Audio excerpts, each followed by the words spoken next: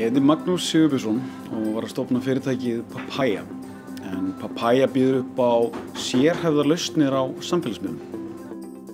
Ég Gísli KR, markaðsráðgjafi hjá Good Company, eða GCO. Við hjá GCO hjálpum fyrirtækjum að sækja erlenda markað, qualifya lead og opportunity og miðla skilaboðum til markhóps. Á mannamóti í mark ætla ég að reyna að koma á framfæri hvernig hægt að sækja tækifæri og hvernig hægt að vera með hnitmiðari markaðssamskipti, annaðhvort við væntanlega viðskiptavini eða núverandi viðskiptavini.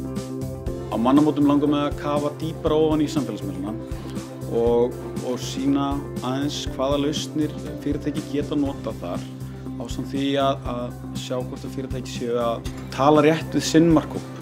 Ég myndi vonast til þess að fólk myndi taka með sér einhver innsýnin eða hvernig CRM getur hjálpað fyrirtækjum eða hjálpað markaðsdeildum, ná betri árangri með hnitmiðari samskiptum.